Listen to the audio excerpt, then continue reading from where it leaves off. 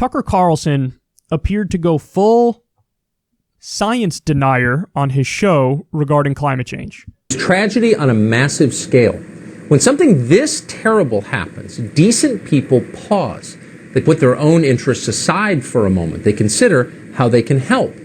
We've seen that kind of selflessness before in this country. This is, remember, the anniversary of 9/11. But there are others for whom altruism is an unknown concept. Self-interest is all they know. These people do not pause. They never do. They relentlessly press forward for any advantage under any circumstances. They see human suffering as a means to increase their personal power. These are the people who turn funerals into political rallies and feel no shame for doing it. As Americans burned to death, people like this swung into action immediately. They went on television with a partisan talking point. Climate change, they said, caused these fires. They didn't explain how exactly that happened. How did climate change do that? They didn't tell us, but they just kept saying it. In the hands of Democratic politicians, climate change is like systemic racism in the sky. You can't see it, but rest assured it's everywhere, and it's deadly. And like systemic racism, it is your fault.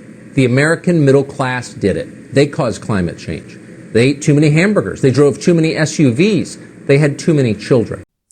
Literally nobody ever argued that last thing that Tucker's saying. He's trying to straw man the left and caricature the left like, you guys are blaming the American middle class and how they eat hamburgers and have kids. You're blaming them for climate change, aren't you? No, Tucker, actually the exact opposite is true. 100 companies are responsible for 71% of global emissions.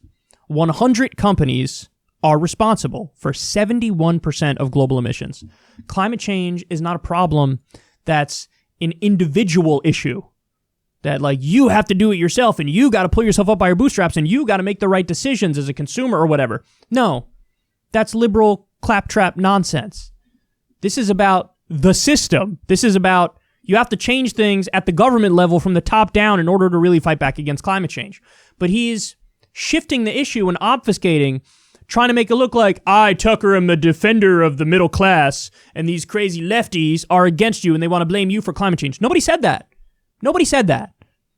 Okay, now, the other point he made is he compared climate change to, and I quote, systemic racism in the sky. So what he's trying to do is deny the existence of climate change, because he denies the existence of systemic racism, and he had it in the sky if it wasn't clear enough for you. He's being very, very, very clear here. Oh yeah, I'm sure that these wildfires are caused by climate change in the same way that there's systemic racism in the sky everywhere. I mean, we could get into the whole conversation about systemic racism. I'll put that aside because that's not the main point of this segment here. But he's going full climate science denier. I mean, that's insane to me. Yes, it absolutely is true. You can say, and scientists do say, any individual weather event cannot be blamed on climate change. You cannot say any individual weather event is because of climate change. But what you can do, and this is even more devastating, is you look at the macro trends. And when you look at the macro trends, climate scientists will tell you everything has gotten worse and more pronounced over the years because of climate change. So we have, more powerful hurricanes and more of them.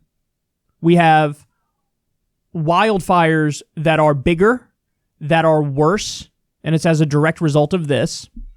There are all these different extreme weather events that come about because of climate change. Yes, you can't pick any individual event and say, this is because of climate change.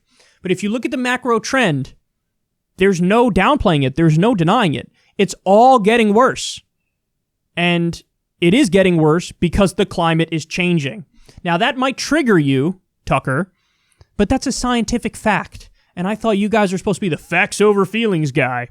It turns out, no, it's feelings over facts if the facts happen to bolster a left-wing narrative. I mean, that's what it is. The left is correct in talking about this issue through the lens of climate change, and he's triggered by that, and so he attacks them and then strawmans them as going after the middle class. Nobody's going after the middle class by talking about this.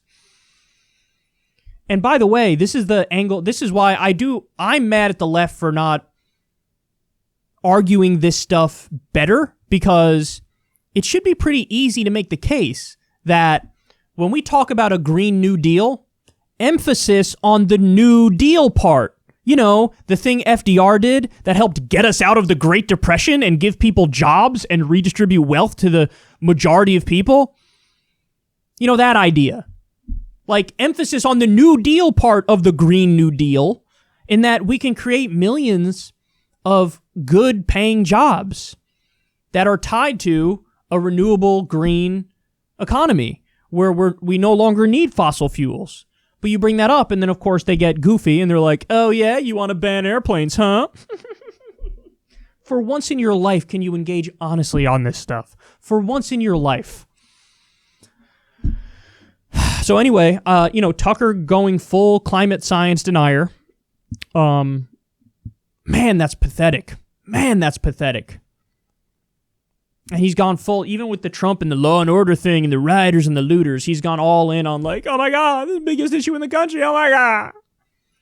So in other words, COVID and the economy are the populist guys ignoring the issues that are most important to the American people right now, according to every single poll.